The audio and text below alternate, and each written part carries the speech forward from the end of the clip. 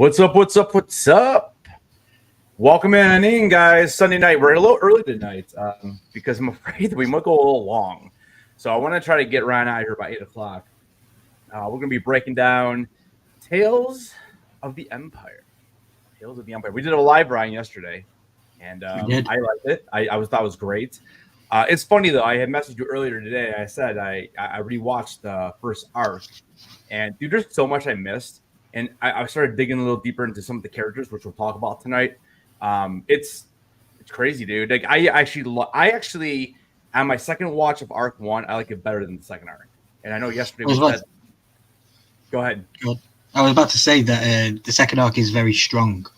It gives you a lot, so it's kind of hard when you think about it, especially because the second half is on the forefront of your mind because it's the closest to the last thing you watched. It's hard to kind of separate the two of them. But yeah, no, I agree. The first part is very good. It's very detailed. It's very strong with dialogue. I enjoy both of them. I mean, it's funny because just like there's a lot of negative people out there with this show. It's Star Wars community. No one's ever going to be happy. Yeah, and I get it. I know, and I wasn't happy about the Bad Batch finale, and other people were, and that's the whole point of having your own opinion, and you kind of talk about it, and. Not that you're hoping to change someone's opinion on something, but I think just having a good discussion about it is what keeps Star Wars alive almost sometimes more than the content we get, because, unfortunately, it's not all great. But again, imagine if we didn't have any Star Wars. Like, I don't even know, dude, because, like, it's such a big part of my life. And, I have a huge video coming out tomorrow that's going to be all the stuff I got for May the 4th, and I got like I'm looking at it right now. There's like four things there, and plus one's still on its way. That's for the wife, because I can't just go buy stuff, bro, without picking up her something, right? Because if not, she'll yell at me when I'm playing Fortnite. Yeah, that's right. But yeah, I think the Morgan Elsbeth part of the story I thought was really good. And, this is what happens though. Like, if you bring a character in, like, first time we even saw her was in Mando season 2, and she was in one episode. I guess I assume she died. I assume that Ahsoka killed her, and then we don't hear from her again until, dude, that was 2020. Mando season 2, believe that, dude? Mando season 2. Came out in October 30th, 2020. Dude, that was before COVID.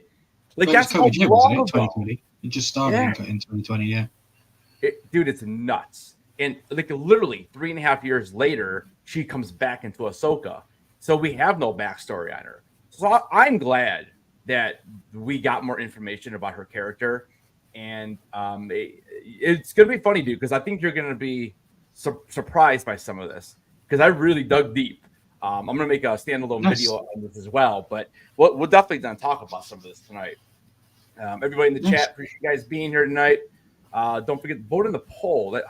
If you guys watched it, even if you watched half of it, let us know what you guys thought, and we'll check on those results a little bit later on. Also, don't forget, $2.99 a month. You guys can be a member of the Headless Horde.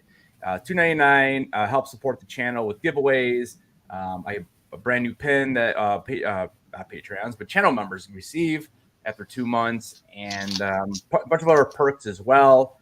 There's the pin, and again, all the money goes right back into the channel. Trust me. StreamYard alone is what, Ryan? And this is with 4 of us sharing it. It's like $20 a month, and that's with 4 people sharing. So, and then obviously everything else that I use. So, all right.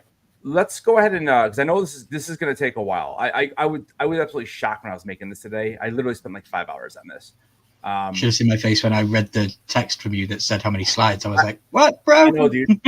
and again, originally the original thought was we were going to just go through the entire thing, but as I'm breaking this down, I'm looking and looking and looking, and I'm like, man, there's a lot here. There really is. So and it ended up being 44 slides. Now, some of them are linked together, so hopefully it'll be kind of like this is scene 1, this is like scene 2 type deal. So we're not here to midnight, but there's a lot here, and I just anything I forget tonight, I have a lot of this written out, which I don't have in front of me. that I'll be breaking down in a video. If it Probably goes, you might have to play Fortnite and we'll do Fortnite on live at the same time. If it goes too long. If it goes too long, there you go. All right, so the first 3 episodes are based on Morgan Elsbeth, and she is a Night Sister who basically works alongside Grand Admiral Thrawn and Ahsoka, and we kind of get her beginnings, and then we kind of get a little bit of a middle area, and then we actually get what I think is right before we see her in Mando season 2.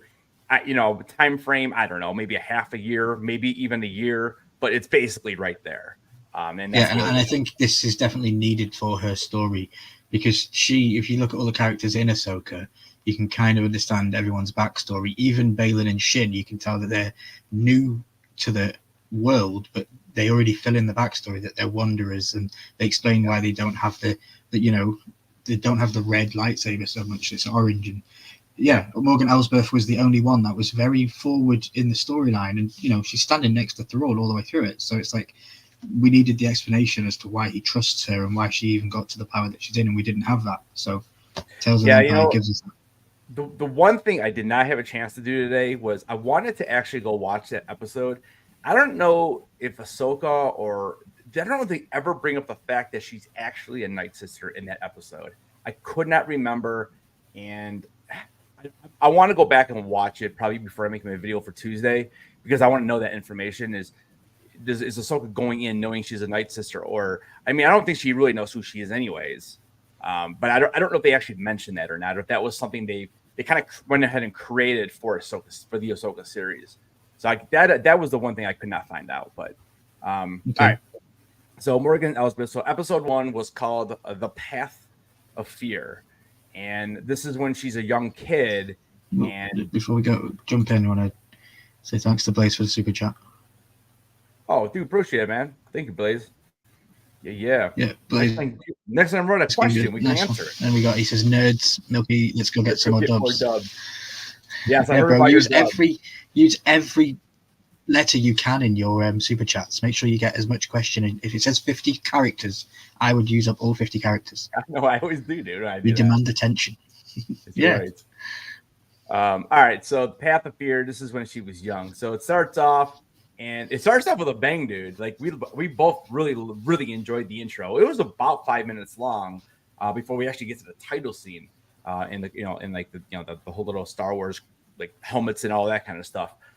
So we basically open up. This is the War of Dathomir when General Grievous led the droid army from the instructions of Count Dooku in the Clone Wars, and this is what we saw Asajj Ventress fighting.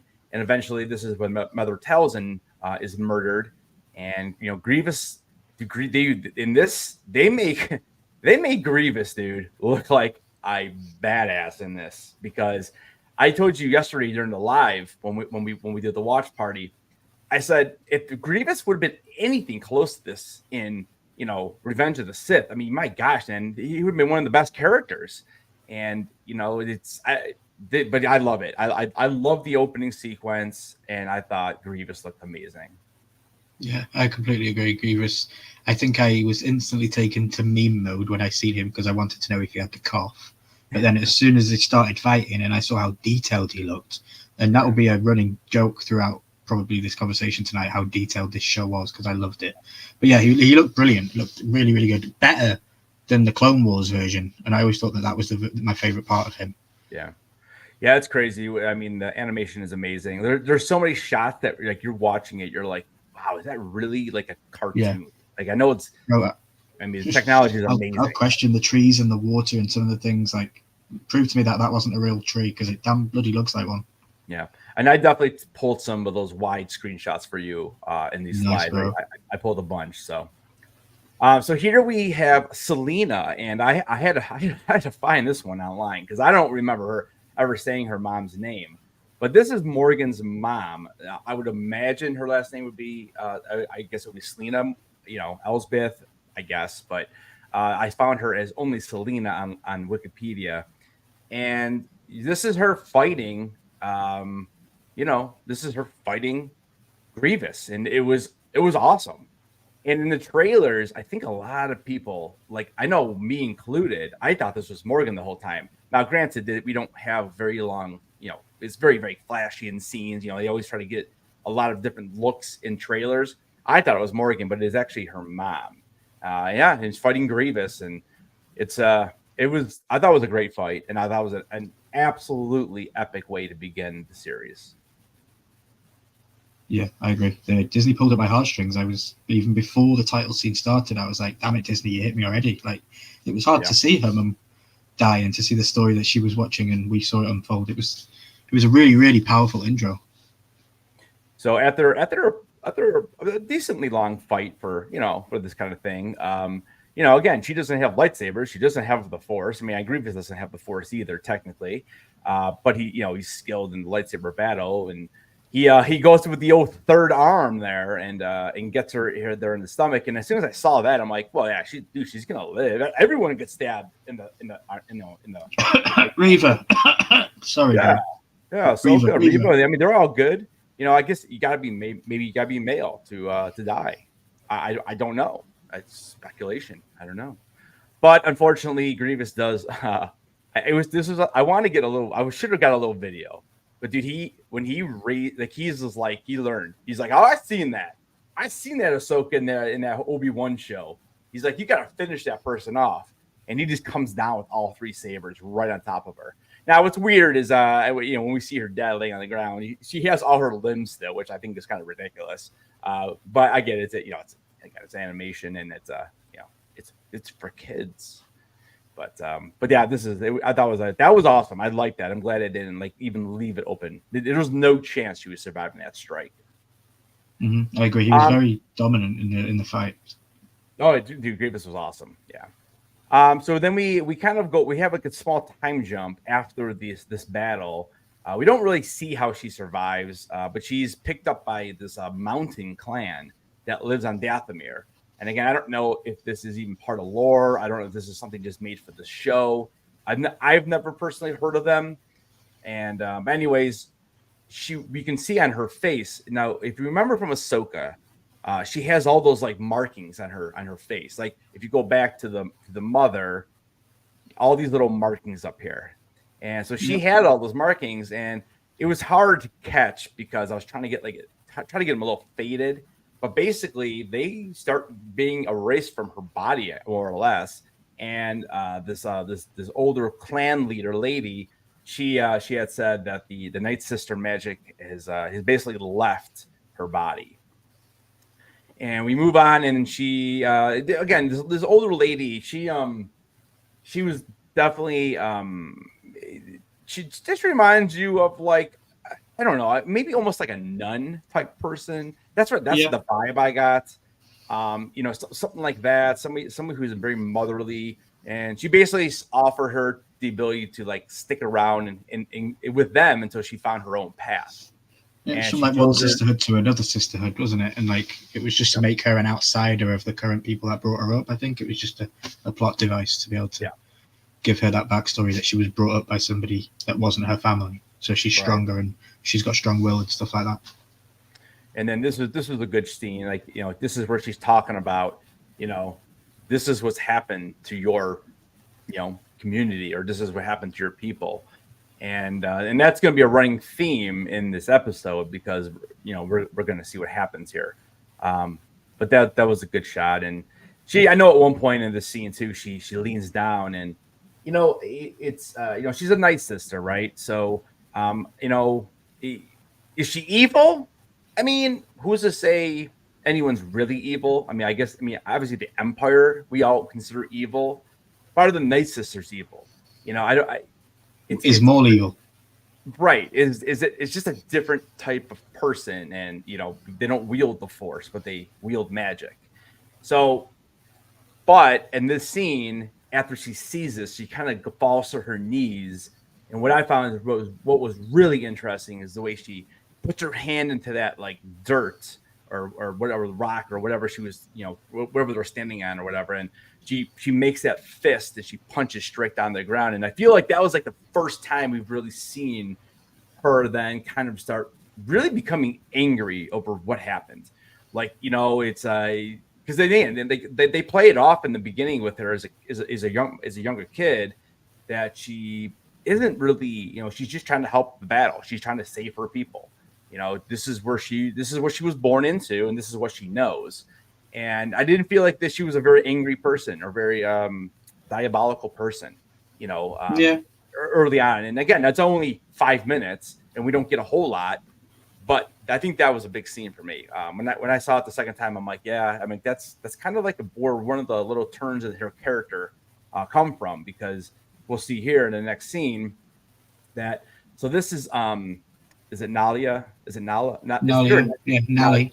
Nali, and she is the daughter of the older lady, which I have a picture of her later on.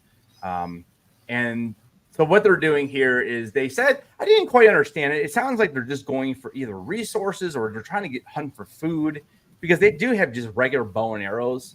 And during this conversation, it's really interesting because you could tell that Morgan is very, very upset now about what happened. And she tells Nali that she could help her because the Empire's going to probably come back for you. And, one of the big things that her mother kept saying, and this is Nala's mother, the older lady, she kept saying that if we leave them alone, they probably are going to leave us alone. So, but basically she offers her help to help them. And, and then basically what happens is Nali goes to her mother and kind of mentions some of this. And the other thing that she had mentioned, I think, Ryan, was, didn't she say something about weapons? She knew where they could get weapons to fight, because they're going to need something. Yeah, she was trying to just reassure her, because obviously, I think there's a shot again later on where she does help protect her own. The mother helps protect, but I think she was just trying to get them to understand that we don't have to fight. Yeah, and it's probably best not to. But yeah, it kind of like two teenagers, they were together, kind of like one's personality rubbed off on the other one, and that's why she says that you call it there, you sound like Morgan. Yeah, because she was starting to buy into what Morgan was trying to sell, and she's like, yeah, it's probably a smart thing to do is get the weapons. And yeah, the mom says, like, you sound like Morgan. So the next part of the episode, she leaves talking to her mother, and she says that she had recruited some other of the girls from this mountain clan, and they headed off to an area where she could find weapons. And you could see, like, so they're just kind of going into, like, I don't even know, it wasn't like a cave, it was like some type of structure, and they just go in, and you could see them all grabbing different types of weapons, and Nyla goes with them, or Nali, I guess it is. Nali goes with them. And as they're exiting, they actually, before they exit, I think they hear like a big rumble and that kind of stuff. And here's my thing. I put it's a trap. I keep trying to think, dude, like, how would they know unless they were kind of like scoping this area out and they knew there were weapons, and there were weapons there? If not, like, I mean, it was pretty random that they just happened to show up right there and then. So I don't know. What did you think about, like, when you saw this part? Did you think they were kind of like watching this area, or do you think it was just random?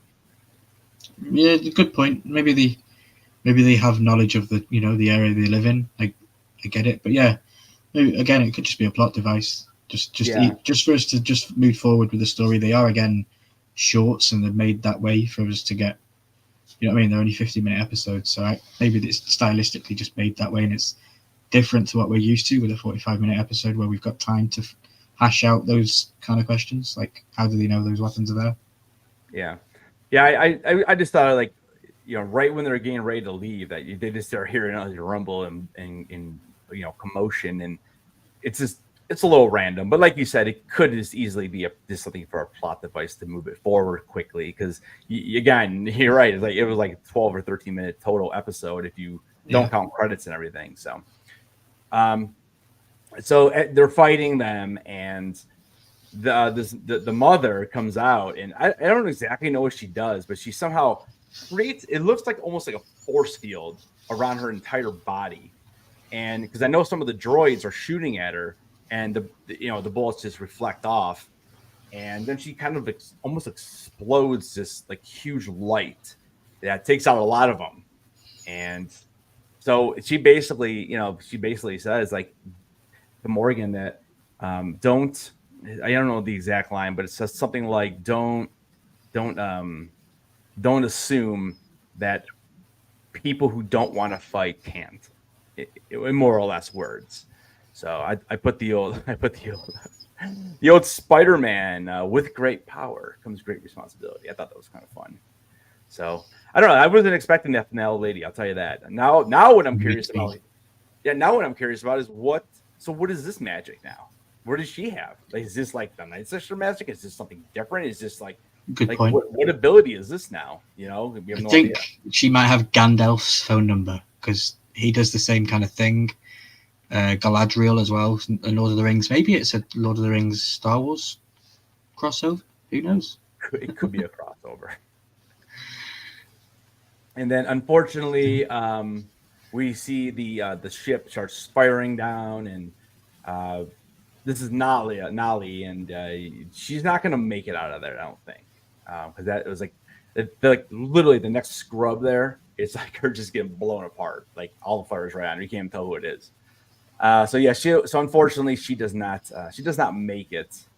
You know what? It's just not going to play. My one slide's not going to play because it's a video. Yeah, let me go grab it and I'll play it differently. It's good. It was my favorite scene. It reminded me so much of what's gonna call it. Oh my gosh, Ryan, what am I thinking of? Game of Thrones, the first season. Okay. Let me go pull it up. I had a feeling that using StreamYard was not going to allow me to do this. I was hoping it would just play, but yeah, we'll just do it this way though. How's everybody doing in the chat tonight? Quiet. Don't be afraid to say hey. Speak amongst yourselves. Give your opinions. Here we go.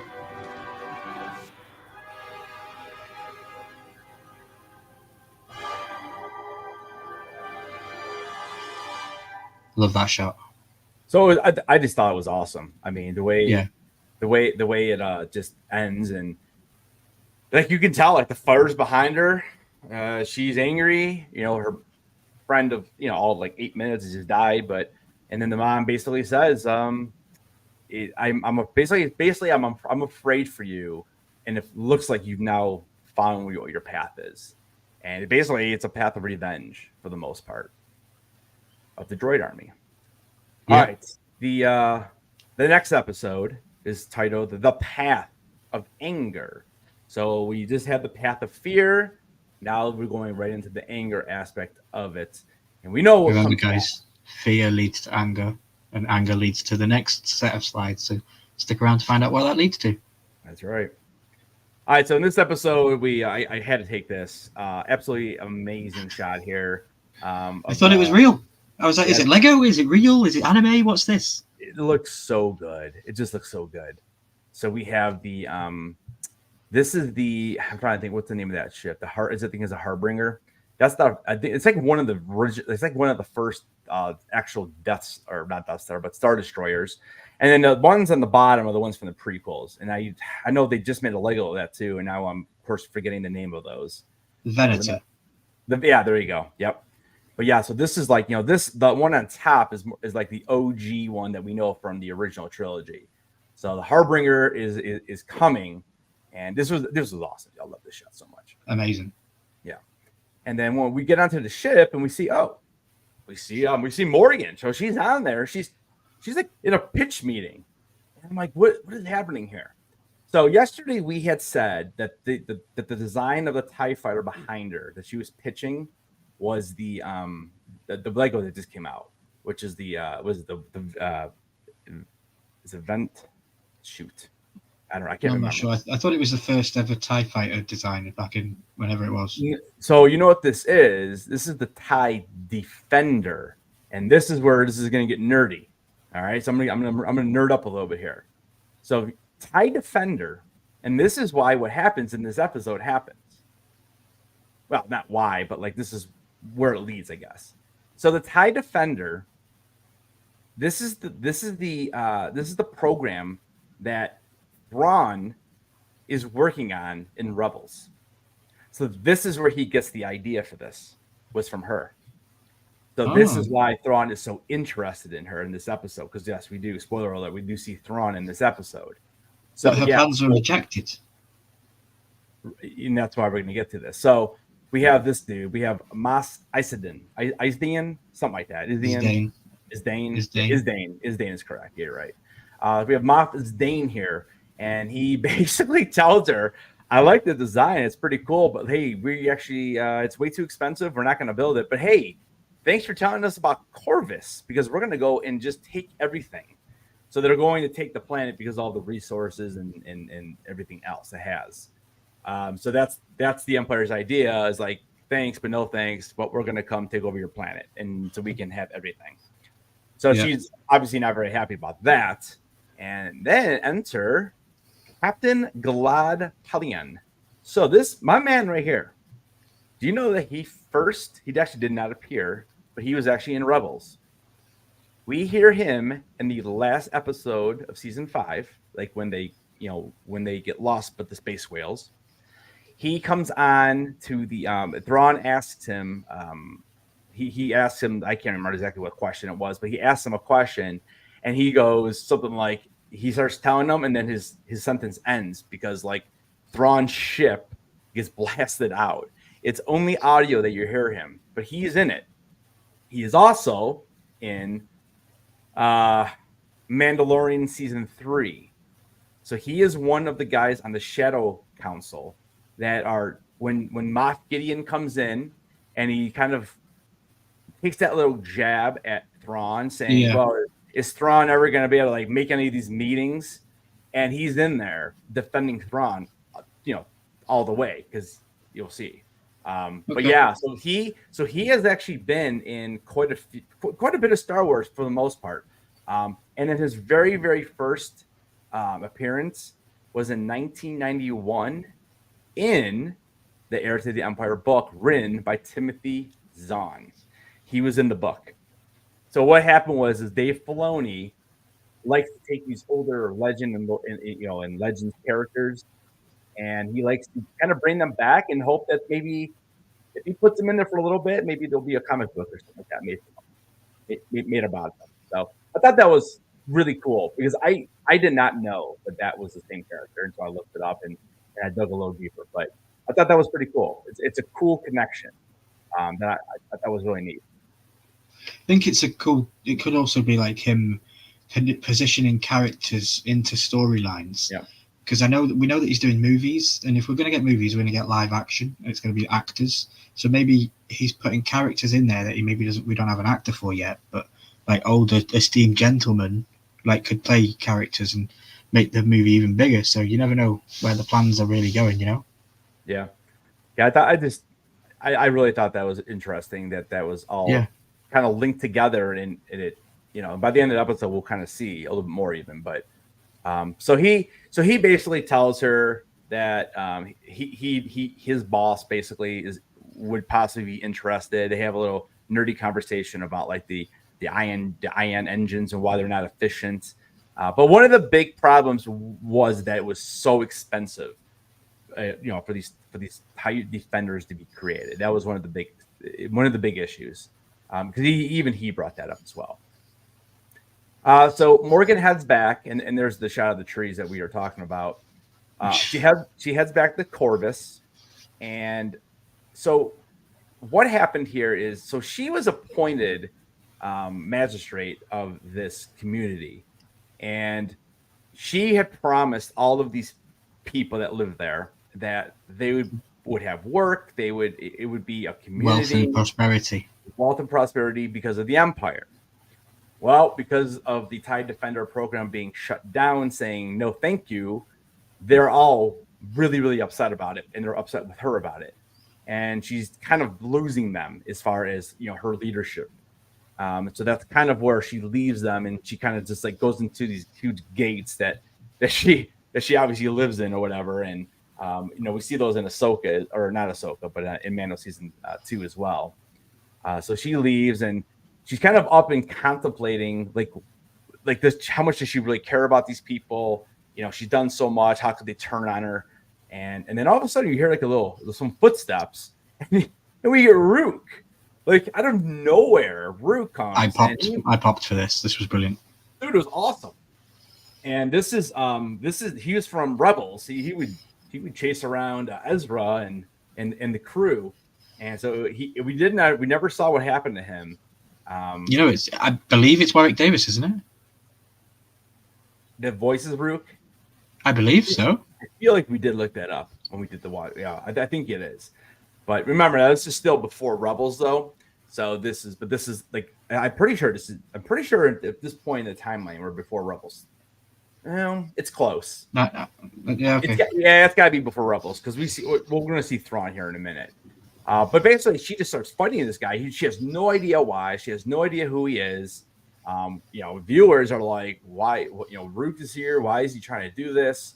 And then it all kind of links together because we noticed that Thrawn sent him because remember Rook did work for Thrawn in Rebels, and he sent her to. He wanted to see what kind of abilities she had.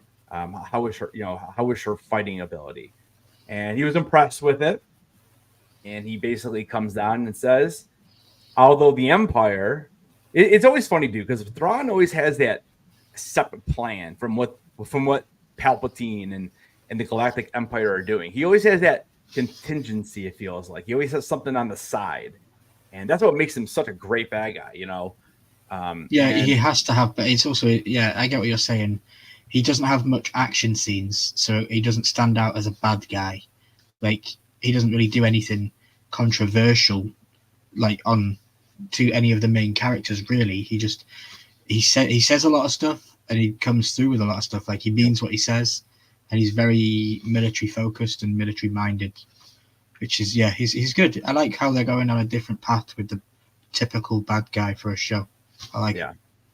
Yeah, it's just so good, and Lars Mikkelsen is so good in this role. I mean, I there was definitely issues with the live action version. There's when you have somebody play his own character, you feel like you want to see the same character. You're not going to get the the nice blocked cheeks and just muscles, and you could tell, but it's also that's an animation issue more than True. Still the same person voicing the character and still the same person as live action. So for me, he will always be.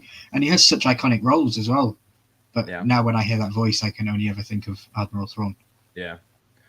And notice also he is right now currently in the timeline in this part. He's not Grand Admiral Thrawn. He's just Admiral Thrawn. And you knew that because of the subtext or whatever. So the subtitles. So he basically is telling Morgan that he wants to take on this TIE Defender program, and he wants. So earlier in the episode, she was asked by, I think it was Galad, that why did she want to be part of the Empire, and she kind of just gave the basic line that most people would ever give. Like, I can't remember exactly what the quote was, but it was just very generic. So here he asks her, you've been asked this question before, so why do you want to join? And she answers, more or less because of revenge for her family, and the Empire could basically help her get that revenge, and more or less, and then less words than that, but basically he loved the answer, and so she gets an A+. Thrawn gave her an A+ with his red beady eyes there. And nice. and then at the end of the episode, they see the Star Destroyers, and of course he's got to throw out "Long live the Empire," and then that's pretty much how we end the second episode. And that's the shot from the trailers, which I like because that was the last shot of like the episode, and that was a very heavily in the trailer. So I like how they didn't. The trailer wasn't everything like some trailers are, Yeah, so basically we've gone from one episode where she was a naive kid just trying to help her people, and then she sees what Grievous and the the droid army does. Now, what's weird though? Isn't that all part of the Empire? Like, I know they aren't called the Empire yet back in that season of Clone Wars, but it's odd because in reality, it's all ends up being the same thing. Because it's all under Palpatine to a point, I don't know. He isn't, though, is he? It's a little weird, huh? Thrawn doesn't take orders from Palpatine, though. He doesn't. He isn't under his control or his plan. I don't think he's under his control, but he's definitely working Doesn't for Palpatine. is he? Does he answer to him?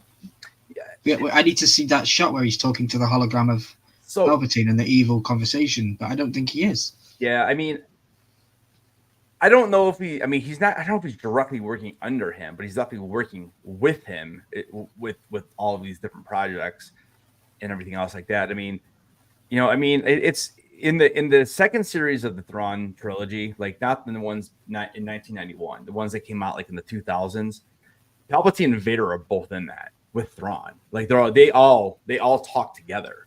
So it's kind of like you got Palps, and then you kind of got Vader on this side of things doing his Sith stuff, and then you have him kind of leading the armies and that kind of stuff. It's just kind of where they're at, but I think they're both still it's still like an umbrella, I believe.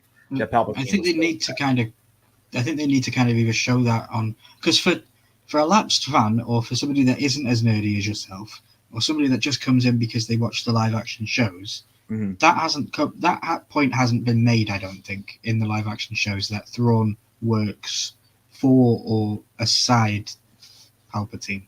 No, it definitely has not. And right now, remember, the only time we've ever seen Thrawn in live action is Ahsoka, and Palpatine's already been dead for 9 years. So, or 10 years. Okay, a good point.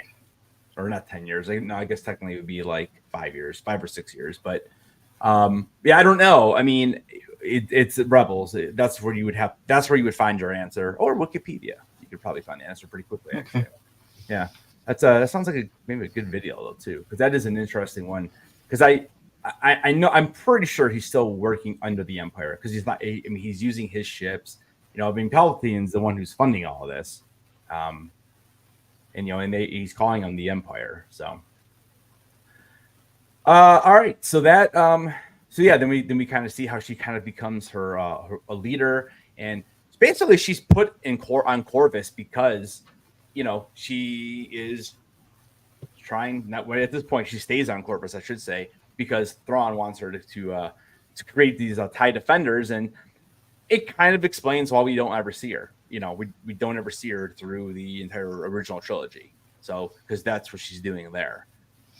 So she's creating things. So go back to the slide where she does the weapon, where she's holding the weapons. It's episode 1, right here. There it is. Yeah, do you recognize that, bro? She goes on to create that in Ahsoka that fires the ship into the galaxy, where it fires that ship into the galaxy and the whales go with it. She creates that loop thing. Yeah, I mean, these are just like what those she's looking at there. Well, those are like the weapons that her mom was wielding, I think. I know, right? But is this a futuristic thought? Like, she's looking at that circle. Her plans get denied later on. Like, maybe she comes forward again before we see her again, and she comes with this ring because Thrawn likes it because he makes one. He funds her to make the ring thing that fires the ship. That was a very big, prominent thing of Ahsoka, wasn't it? Yeah, it's a good point. I mean, and actually, it's funny you said that, because what it looks like to me? It looks like the front of a TIE fighter. Yeah. The window. Yep.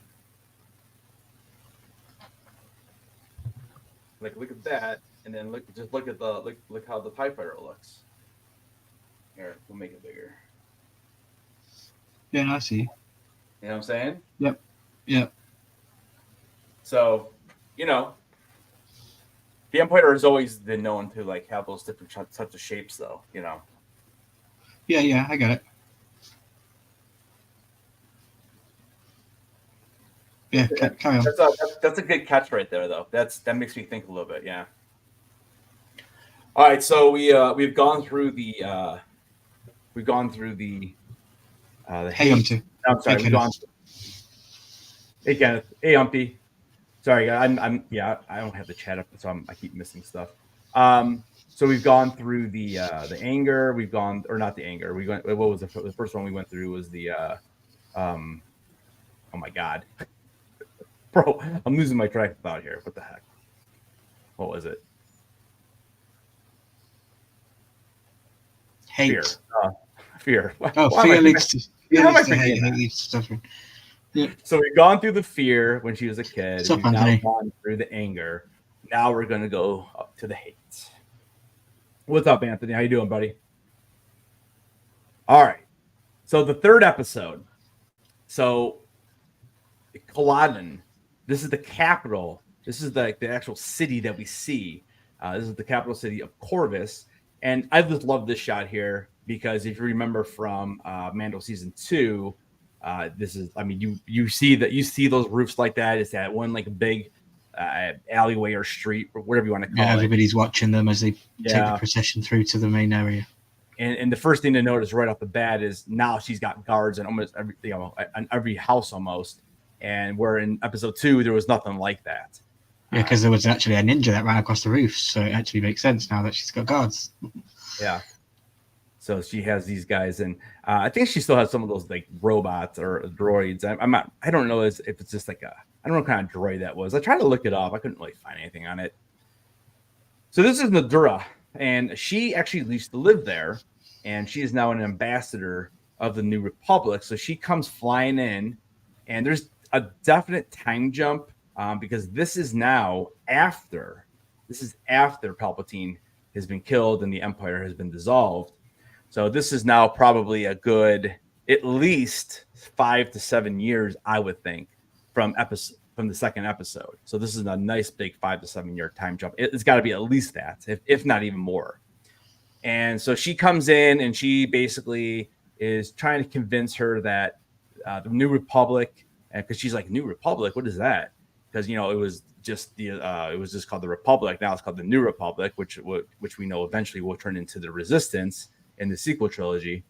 And I mean, so basically she wants them to be part of it, and so she's looking for her. So she's heading up through those doors that we saw her go into in the last episode, and we see Wing. Now Wing was in episode 2, just not as prominent. Wing is the same character we see in Mando season 2. He's a little bit older, and but yeah, I mean, this is the same character. Did you realize that when we were doing the watch party yesterday? Yeah, I didn't realize. I don't know who he is. I'll go with that. I knew from the live action stuff that he looked familiar even in animated form. So I was assuming that this was a character we'd already seen in live action. But yeah, I can't connect him.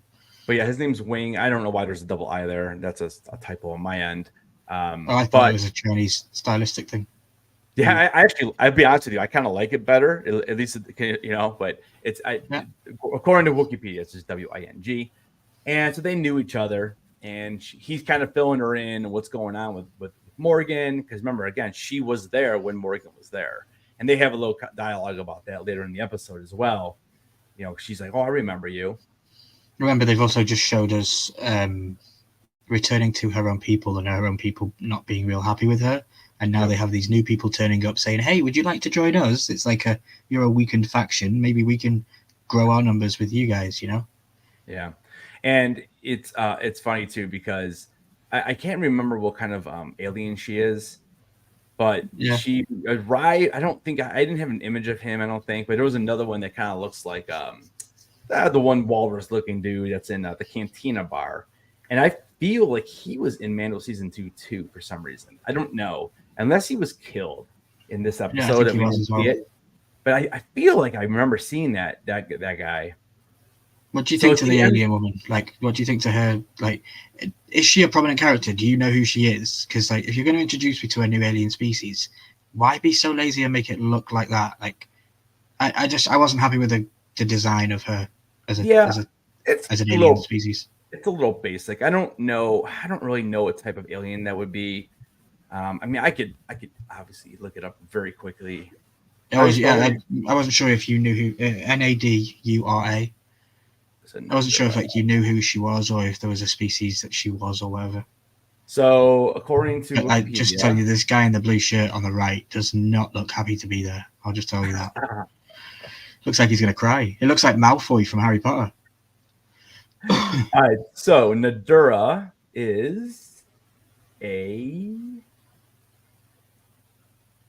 does not tell you. Okay, interesting. We have nothing.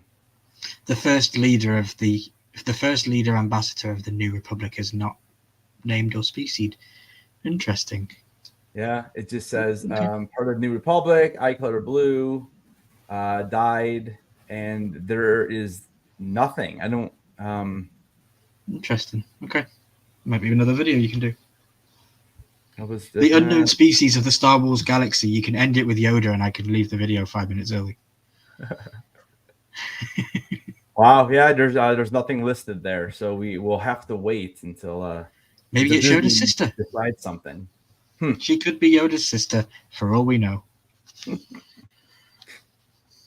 Yeah, there's nothing there. Interesting.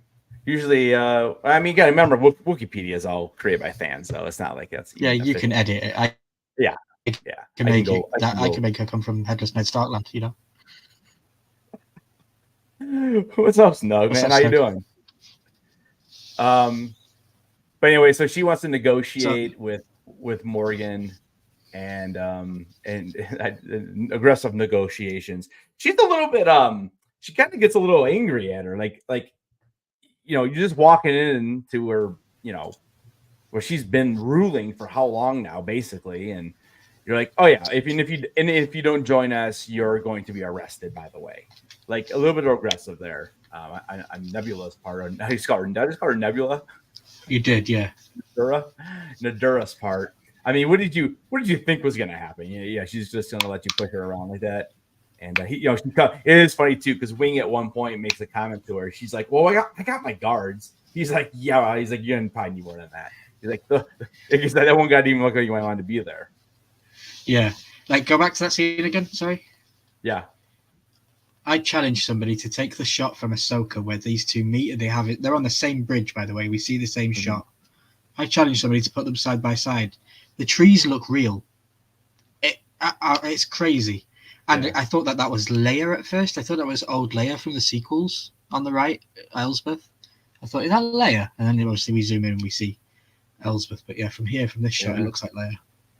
I'd be curious too. Like, I don't know if we get that wide of a shot in Ahsoka. I don't know if it's a little bit closer up. I don't know if we see the sky as much. But yeah, it'd be interesting to see how right on this is. But it just looks real. Yeah. So basically, she ends up killing a couple of her guards. She's trying to kill her, so she kind of escapes. And one of the quote that really I thought was amazing in this episode was, she's like, you're ruining this planet, this capital, your life. And she just basically goes, "My world has been burning since I was a child," and this is what she's used to. So that was really powerful. Now this scene right here, this took me probably 40 minutes to finally get a decent picture, and I actually had to go off of video because I could not find anything on the internet. Dude, when these doors close, I love that kind of scene, and it totally reminded me of this. When Vader gets done killing Obi-Wan, and the blaster doors start closing, and Luke's firing and firing and firing, and they close. It reminded me of that so much. Nice. Yeah, I thought that was. Yeah, no, I hear it. I have no idea if that was an Easter egg or not for it, but it was the first thing I thought of. But I love those kind of. I love when those doors close and you see just the raw emotion because you're focusing on her face so much. So I think Star Wars always does that as well with the transitions. They don't just transition to a different thing. They do have the world implode and then we'll transition, or there's a lot of circular closing things. But yeah, it's good catch. Yeah, I just thought it reminded me of that right away. I don't know where Jar Jar is empty. Where the Jar Jar? He's busy doing important things. On the things. big screen. They made $8 million or something. I heard, or was it more than that? I don't even know. So she's running through this she's running. She's just trying to get out of there, and so she's contacting R8.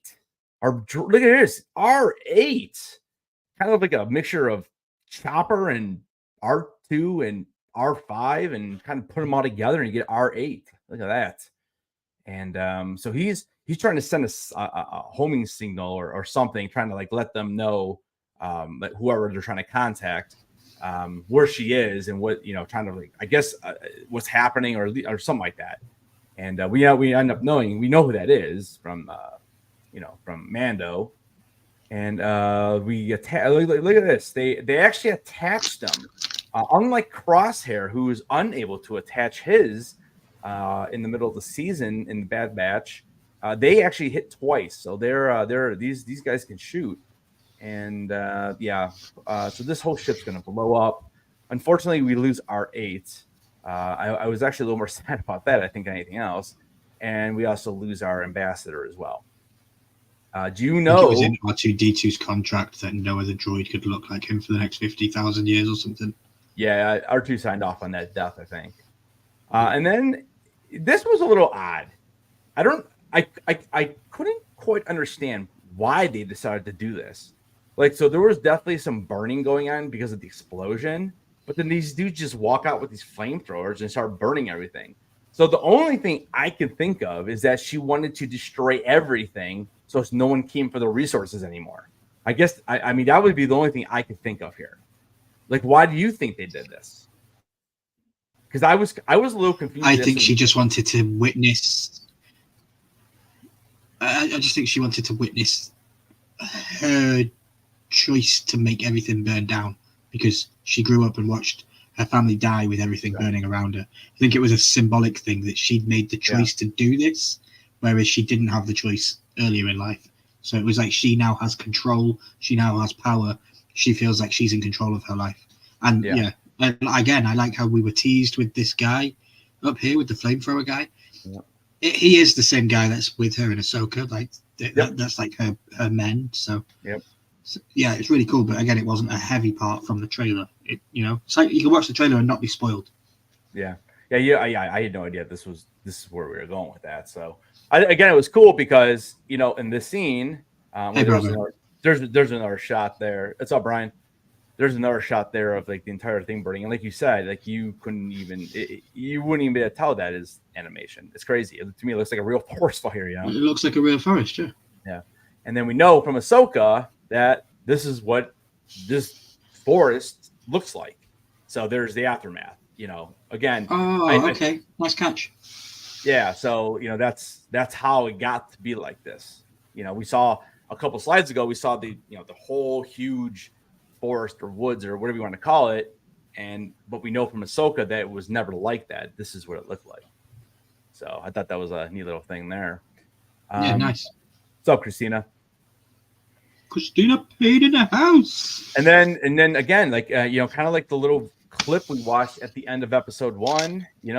As she's a kid, she's walking away from that fire, and she's an adult. She's now done this to the planet.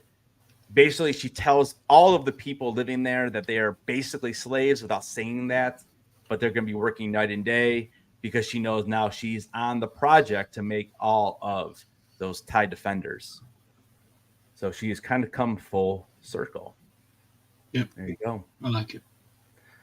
I got one slide left, but before we do that,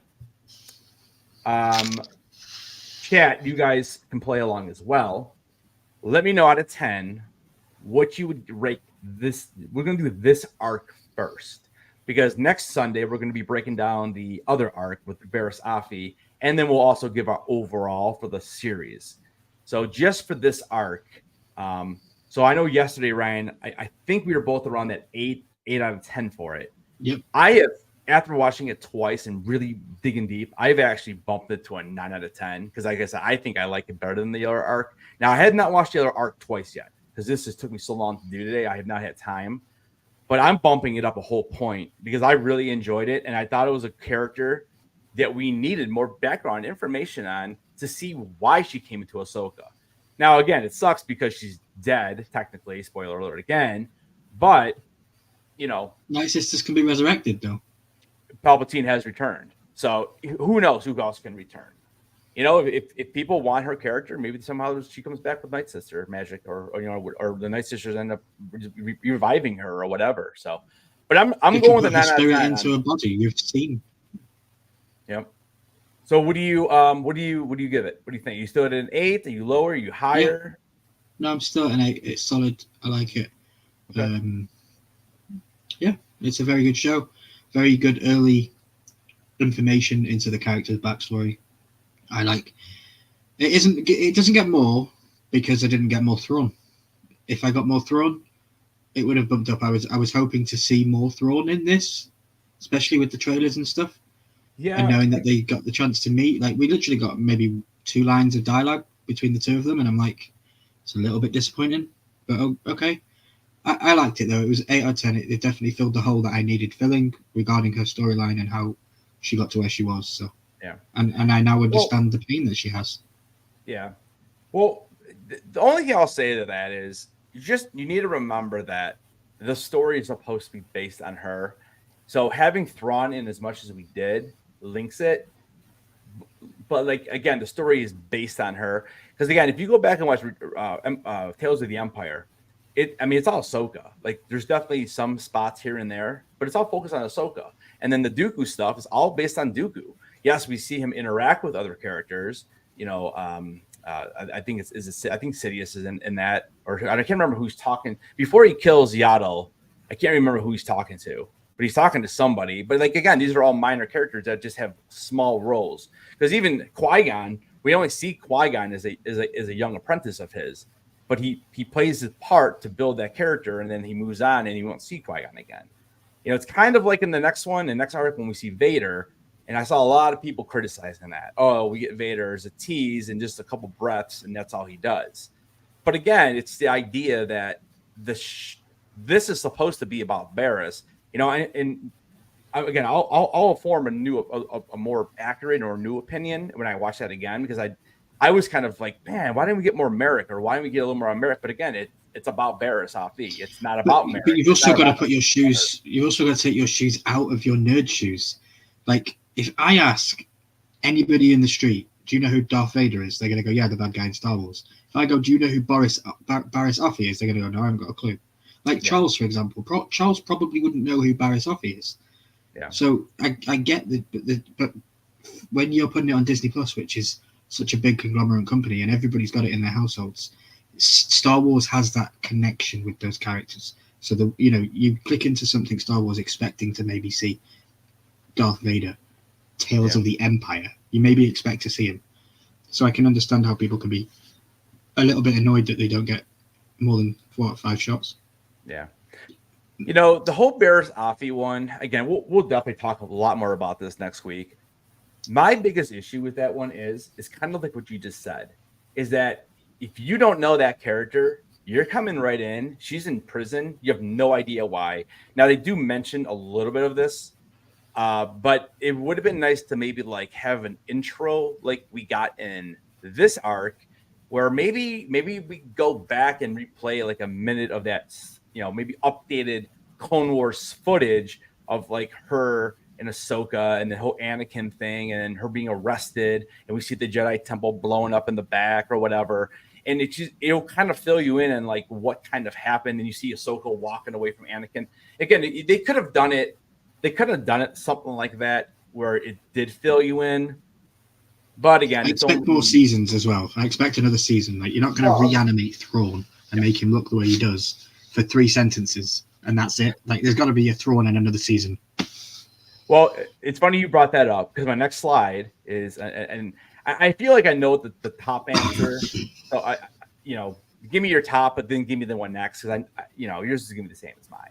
But the next show, if they make them, which one of these intrigues you the most? So Tales of the Sith, Tales of the Bounty Hunters, Tales of the Droids, Tales of the Republic, or Tales of the Mos Eisley Cantina. Dude, that might be rated R. No, I mean, I'm going to assume that Sith is probably the most intriguing. Tales of the Sith would be amazing. Yeah. So what will be your next? I mean, obviously that's what we want, But then when you think about it, when you think of Tales of the Empire, Morgan Elsbeth and Barriss Offee aren't the 2 characters that you think would be the main focus of Tales of the Empire. Yeah. So if we get Tales of the Sith, are we going to get 2 characters we don't know? I don't know. I mean, Elsbeth I can see being the Empire. It's her journey to the Empire, which is cool. I like that. The Barriss one was a little odd for me for that. Again, I have thoughts on that we'll talk about next week. But yeah, so my number one choice is Tales of the Sith, but I would like to see Tales of the Droids. Roger, Roger, Roger, Roger. So what? So Roger, what droid? Roger, Roger. Any droid. It'd be droidicars. I'd like all of them, like cameo every droid that's ever been in Star Wars and bring it into some storyline. And maybe they came up with the inhibitor chip that did the clones. How cool would that be? They were the ones that actually implanted it in Camino and all that. It'd be cool if they did a story that the droids came up with it. They wanted to get revenge on the clone army. Yeah, I mean, they don't like talk droidicas. And the droids. Roger, Roger. Don't you understand them, bro? I understand everything. Roger, Roger. I want to see. There's two for me. I want to see the beginnings, because we've seen the beginning of C-3PO. Okay, R2-D2. We know he was just an astromech droid. Ended up built by Anakin. Yeah. I would love to see something with the beginning of Chopper. Like, what did he do? Who created him? Who made him? What has he done before Rebels? And I would also wouldn't mind seeing something with the beginning of BB-8, because I do like BB-8 a lot. He's probably like one of my top 3 favorite characters in the sequel trilogy. Is BB-8. So how can you bring up BB-8 who you also can't understand him though? That's worse than Roger, Roger. Roger, Roger. It's worse than that, bro. BB-8's worse than Roger, Roger. It's beep beep beep. Yeah, I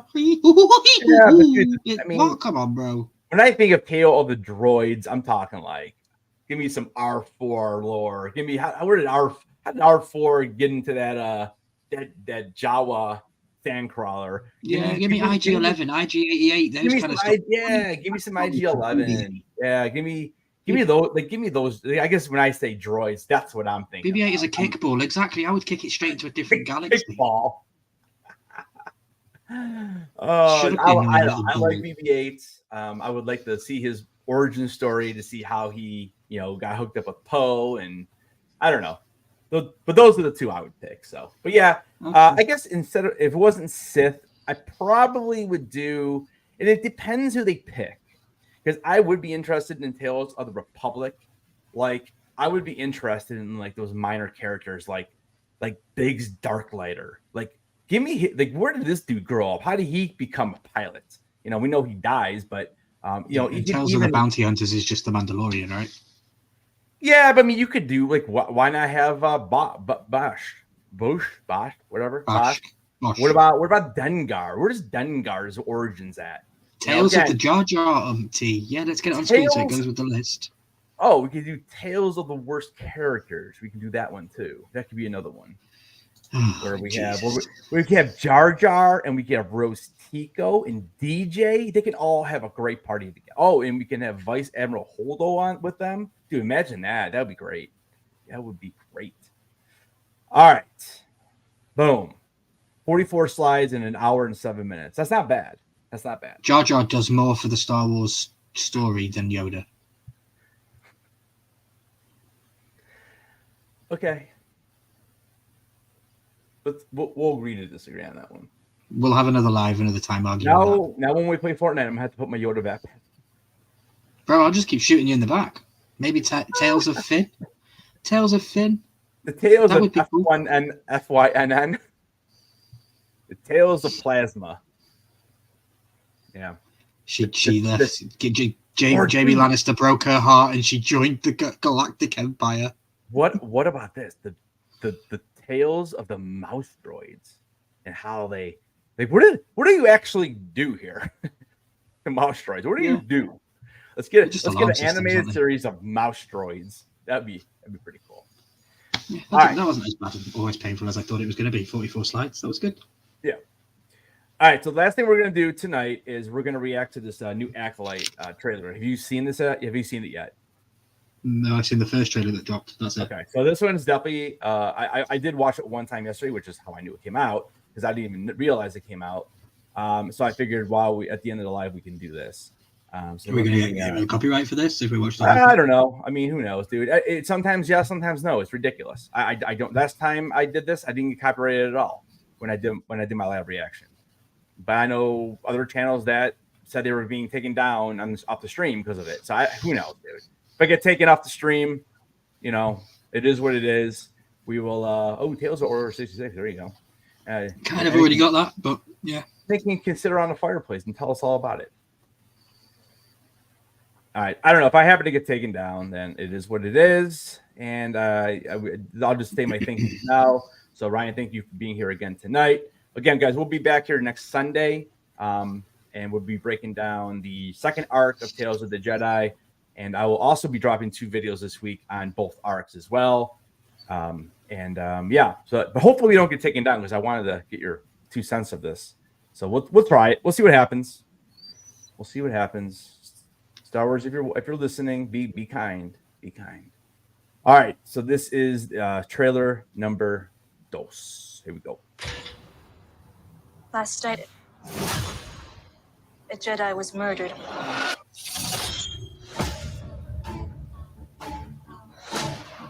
The Jedi Premiere. justify their galactic dominance in the name of peace. But that peace is a lie. They're making the Jedi look like liars, huh? All right. Jedi are being hunted.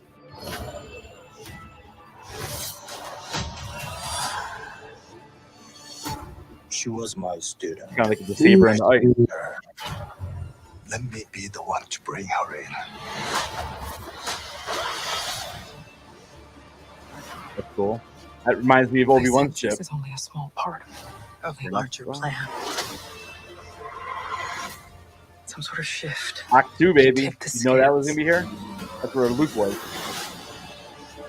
This is where Luke was. Act 2, yeah. They're going back to Act 2. I guarantee we see the ancient Jedi. I know. Destiny is not decided for you Mother by an Anisa. anonymous force. If you want to pull the thread and change everything, then pull it. Oh no. What are you? They show him, huh?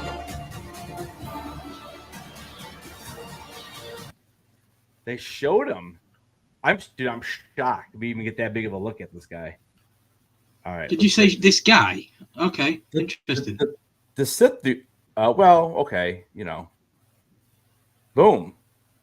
I mean, it's not great, but what do you think? I like the mask. It looks like it's got teeth, bro. But I think that's a woman. I think we've seen in the trailer who that is. What? You think? Yep. Is that double bladed? Or is that just a single? Yep. I can't. Is it double bladed? Yep. It's like the shitty ones. No, he throws and Oh spins no, he it. just pulls it behind the head. Yeah. Okay.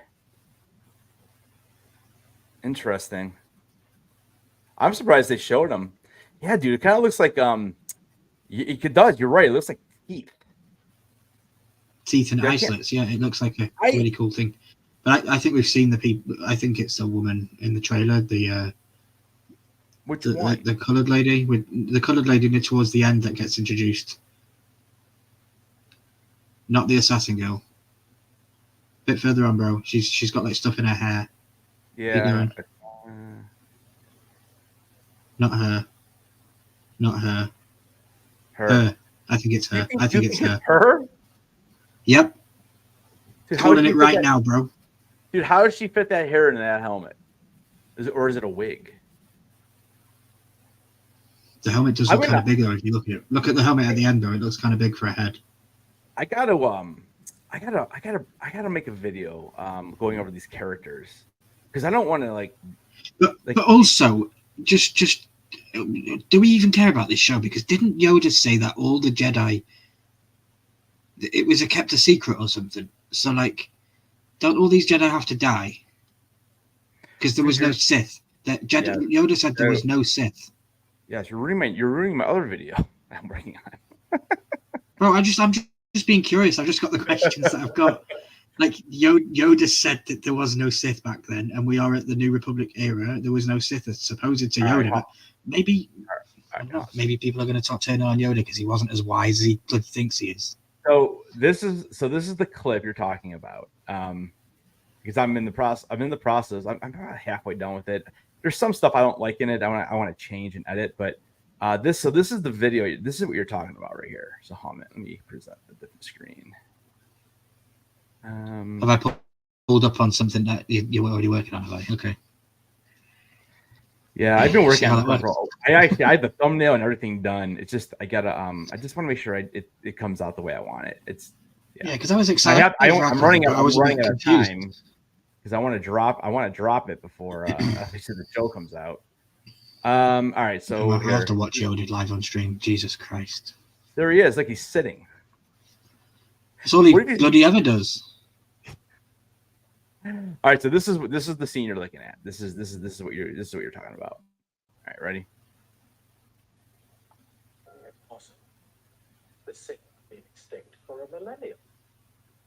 The Sith has been extinct for a millennium. Impossible. The Sith have been extinct for a millennium.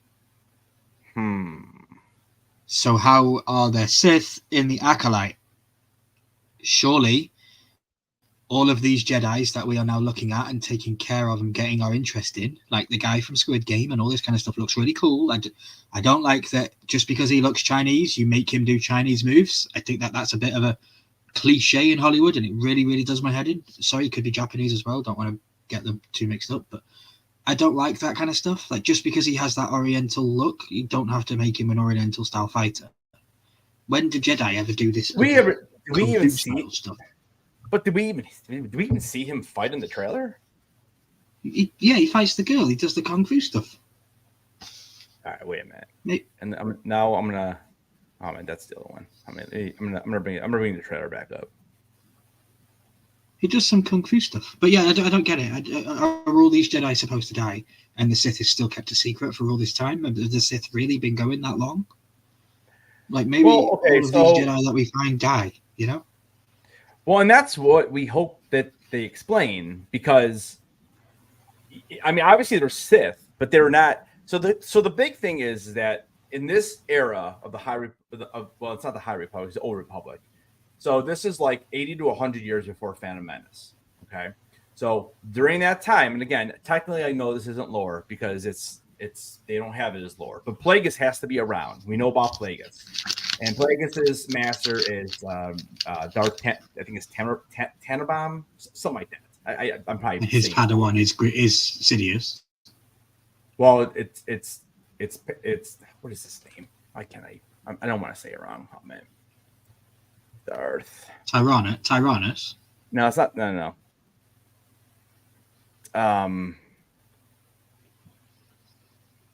I don't think this is it either. Oh man, Darth. Tenebrous. Okay, so I was close. Darth Tenebrous. Tenebrous.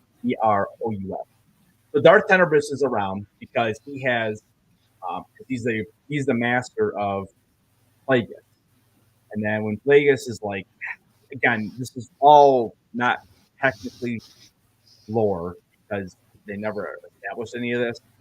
I'm just going strictly on the book, Darth Plagueis, which is by far like probably my favorite Star Wars book that I've ever read because it's that good. And if you haven't read it, it really is worth a read. It's really, really good. It keeps moving. It goes right into the Phantom Menace. But so he kills his master, which is why when you hear that whole conversation with Anakin in Revenge of the Sith, when he's telling the whole story of Plagueis, and he's talking about how Plagueis was murdered by his apprentice. It's funny because Plagueis did the same thing to his apprentice that Palpatine did to him.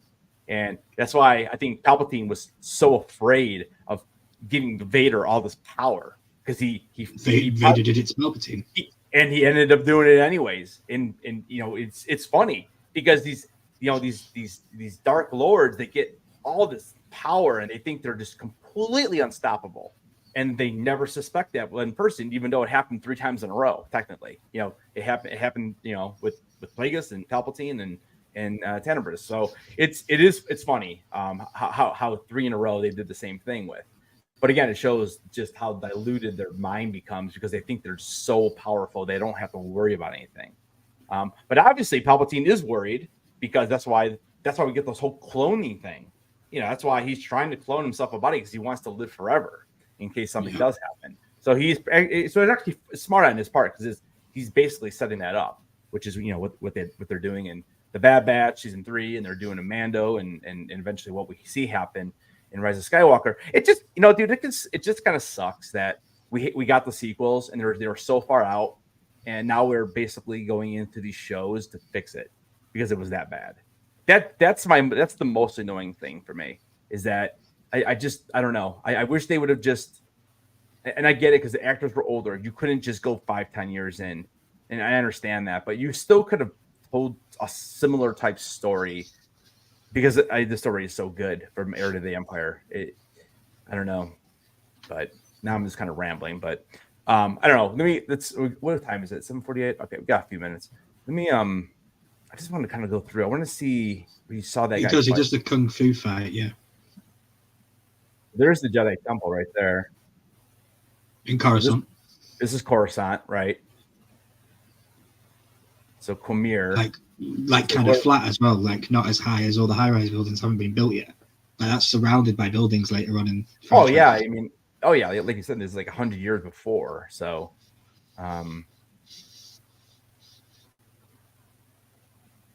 so who's picking up that lightsaber is the question. The Jedi's been murdered. So probably someone who killed the Jedi is walking away. That's what I'm assuming. So this is the person killing the Jedi, and he left the lightsaber there. So it's not going to make an excellent addition to his collection, apparently. Or her, according to Ryan Milkey. It's a her. So this dude's training him here. So this is the guy from Squid Games, right? Yeah. Yeah, that's the guy from Squid Games. So he's training. And notice how they're using wooden sticks. They're not using lightsabers like in the prequels.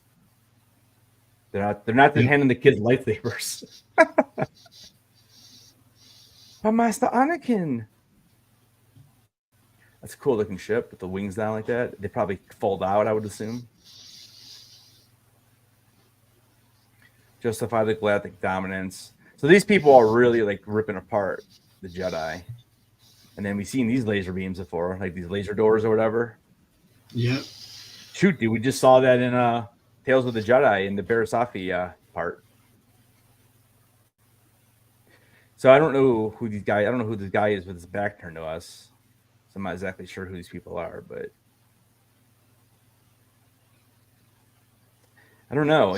Maybe these are people who are, like putting or what's the word I'm looking for? Like not putting them down, but like against the Jedi and causing issues. So maybe they're like this could be like a prison that. Look at these idiots trading around for a religion that nobody believes in, that kind of thing, Yeah. And then I believe this is the main character. Yeah, she's going to be a bad guy, I believe. Yeah.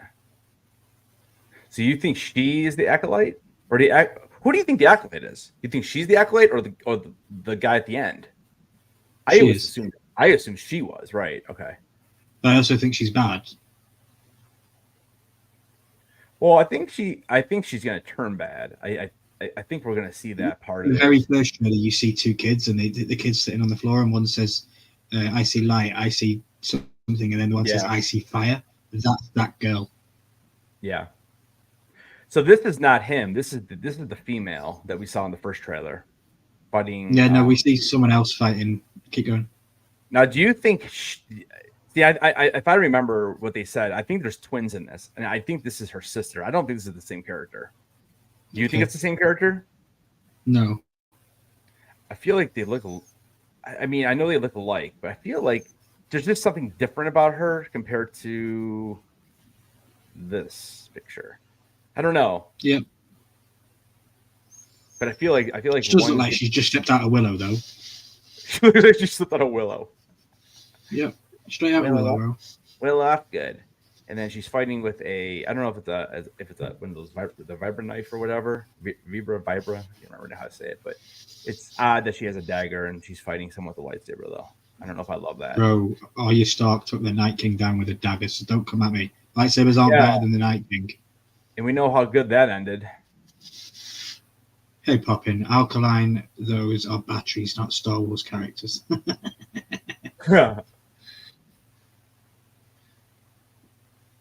I think she's gonna die. Yep, why would you cast an older Jedi? Yeah, I feel like she is like the Qui-Gon Jinn of the series almost, you know. Yeah. She's not making it. Does that, I don't even know if that's the same person or not. I don't think Yeah, it that's is. him from Squid Game. Who is? Oh, this is the guy from That's Squid him Game. from Squid Game on the left. Oh, okay. The way his hair is, okay. And then this is probably like his apprentice or something. Yord. Jedi are being hunted. Who's Yord? I think Yord is the blonde kid. The guy on the right. The guy on the right is Yord. This is Yord right here, right? Yeah. That's the same guy, right? Yeah. Okay. Yep. So Yord is probably his apprentice. Now, what do you think about the robes being gold and like almost like for high and mighty? I kind of like it.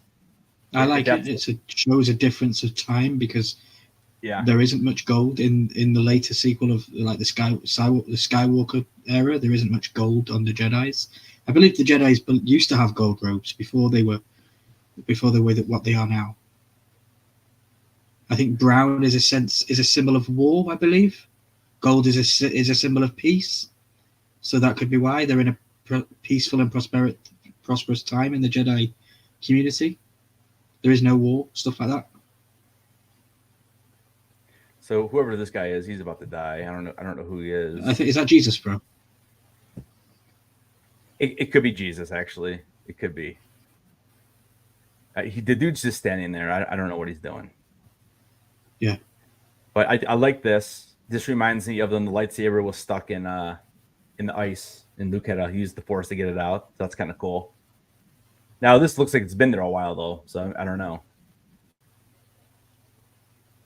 Or maybe I don't know. Maybe it fell, and because I know in the first trailer we see a big explosion or something with the Jedi. So maybe this is like the aftermath of that, where like it's just stuck on the ground. I don't know. Do you see that? Isn't that a Darth Maul species? So this right here, yeah. I mean, it definitely looks like it, right, with the horns. But he's not red. Oh, bro, again, let's go. I know, right? I mean, that's pretty cool. I mean, a Savage Opress wasn't red either. He was more of a yellow.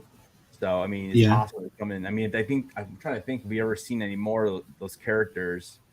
Dathomirians. So this dude's saying Master Solo is saying she was my student. So it could be something, one of the people that died or somebody that turned. Because this looks like this looks like a flashback.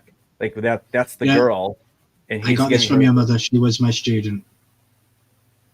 Is that what he says? I bet you that's the line. The line. I got this from your mother. I trained her. I bet that's what it is. Yeah. Yeah, she was my student. I trained her. And then, see, this one always wears that mask. Let me be the one to bring her in. So they're obviously after the one girl. I'm pretty sure that's See him here doing Kung Fu stuff? Was this him here? So this is... So that's him.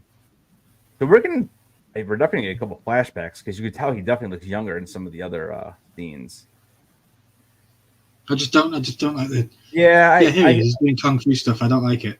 It's very stereotypical. Yeah, I see what you're saying, dude. Yeah. And when did Jedi's ever do that? I know that they're quick and nimble and stuff, but come on. Yeah, I mean, we don't really see martial arts in Star Wars either. Not very often. I mean, the most martial arts we've seen is with Ahsoka, you know, and some of her fighting style. Well, if you remove the lightsabers from a lightsaber fight, it's pretty much martial arts. Sword fighting, yeah. Master Vernestra. So I wonder if that is the other lady that we saw earlier. I sense this is only a small part. I mean, what do you do? Are you excited for this, or are you like Yeah. meh, or are you? I'm like, excited for it, but I'm excited to see how Disney screw it up. That's more why I'm excited. I know. I do. Because I'm excited to see how they try and dig themselves out of holes that are clearly in the canon of the storyline. There were no Sith, so either all of these Jedi's die, or Yoda got it wrong and Disney got it wrong because they didn't stick to the source material that was sold to them by George Lucas. So I'm excited for it. I like that it's something different away from the Skywalker saga. We're not having to talk about Qui-Gon Jinn and all those beloved characters that we've been talking about for goddamn years. I get it. It's cool. Yeah. This is a new story. This is something that we can go with. It gives young aspiring actors a chance because, you know, who can ever stand up to the likes of Ewan McGregor and the people like that. So I get it. It's cool. But because right now I'm more excited to see how they mess it up. The only character that's even possible to be in this, I believe, will be Yoda. You know, Chewbacca. I don't know how Chewbacca is. The guy that scratches his bum that hugs Anakin in the food thing. Annie, and you know.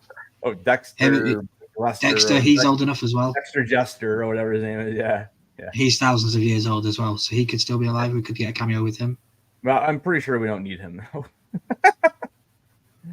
May, it's time to face the past. I really got to do a video on all these names. Maybe that essence on her chest there is Yoda's. I don't know. You smash it and Yoda turns up. No one is safe. Look, it's like Lord of the Rings. We'll see. They're all like it, bro. Even the damn trees walked in those movies. With you saying that, I would just want to say we would pass our condolences on to Bernard Hill's family and his friends at this time. It's very sad today learning that he passed very recently. I literally met him less than 45 days ago in Aberdeen Comic-Con. He was a nice guy. Yeah, it's crazy, man.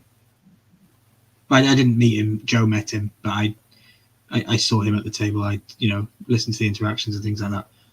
It's crazy. So yeah, we send our condolences out to the family. Crazy how he passed away today.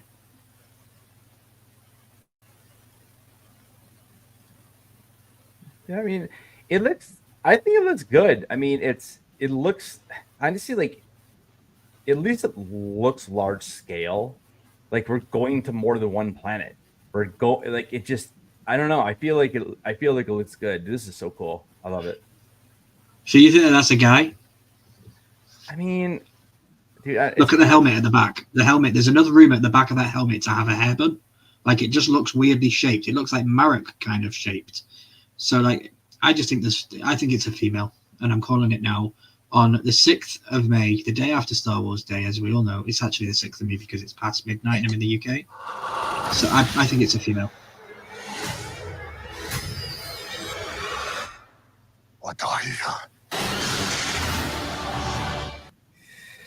Yeah, man. I think that's good. I mean, like you said, you just hope they don't screw it up.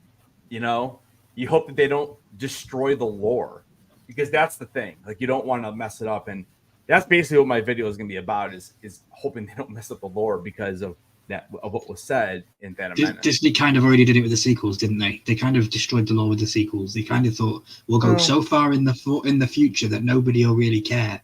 But now all these shows that you've been building are catching up with the stuff that you made in the future, and people really do care. And it's like, just take care of the thing that you bought in the first place. Otherwise, why did you buy Star Wars? Like, I don't get it.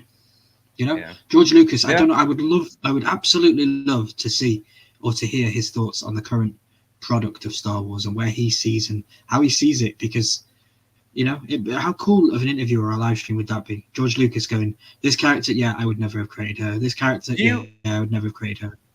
Do you think him and her? Sorry.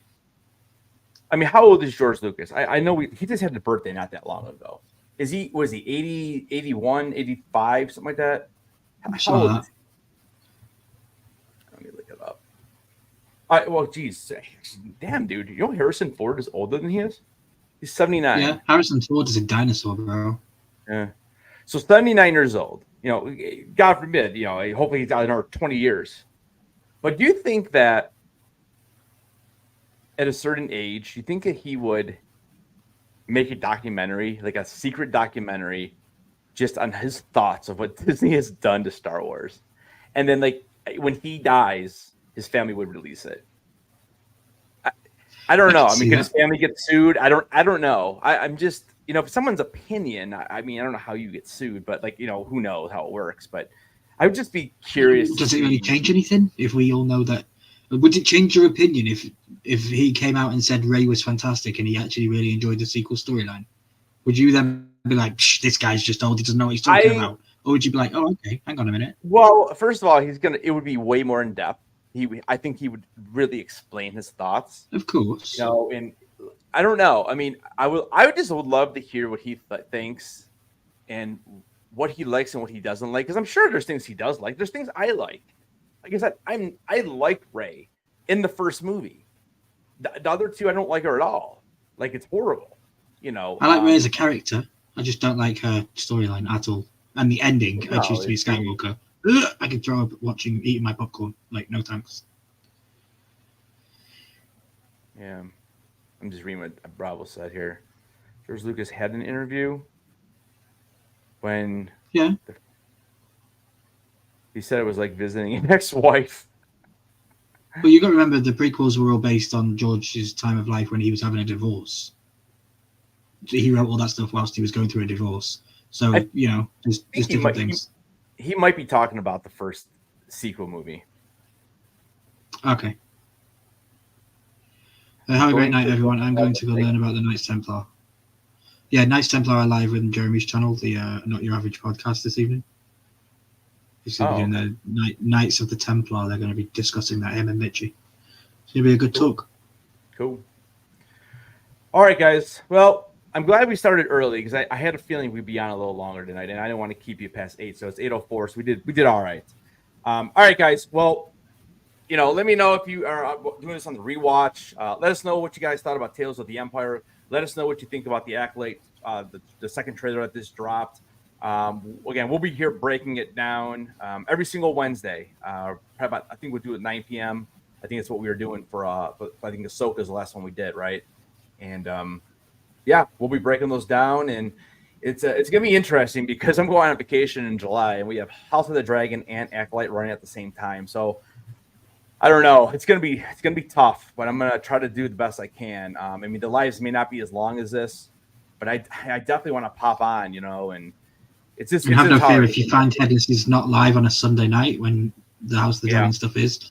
Come over to my channel, Ryan Milky 14, because I will guarantee you I will be live.